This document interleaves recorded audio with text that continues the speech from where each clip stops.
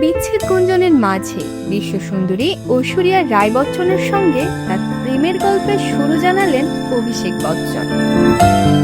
সম্প্রতি এক পডকাস্টে ব্যক্তিগত জীবনের নানা বিষয় নিয়ে কথা বলতে গিয়ে অভিষেক জানান, ঐশ্বরিয়ার সঙ্গে তার প্রেমের সম্পর্ক শুরু হয়েছিল ভারতের জয়পুরে, তাই শহরটির সঙ্গে তার আবেগের সম্পর্ক অনেক গভীর। অভিষেক জানান, জয়পুরে ঐশ্বরিয়ার সঙ্গে তার প্রেম শুরু হয়েছিল। একই শহরে তার প্রথম সিনেমা রিফিউজির একটি অংশের শুটিং হয়েছিল, তাই নতুন কিছু শুরুর জন্য জয়পুরকে নিজের কাছে শুভ মনে করেন তিনি। অভিষেক ও ঐশ্বরিয়ার প্রথম পরিচয় হয় 2000 সালে ঢাই আকশার প্রেম কি সিনেমার সেটে।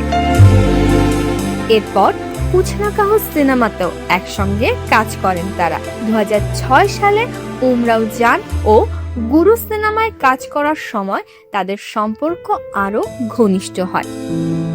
এরপর 2007 সালের এপ্রিল মাসে বিয়ে করেন অভিষেক ও ঐশ্বরিয়া।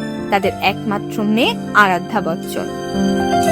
দাম্পত্য জীবনের 19 বছর পার করেছেন এই তারকা দম্পতি। সাম্প্রতিক সময়ে তাদের সম্পর্ক নিয়ে নানা গুঞ্জন থাকলেও অভিষেকের মুখে উঠে এলো প্রেমের শুরুর সেই বিশেষ স্মৃতি।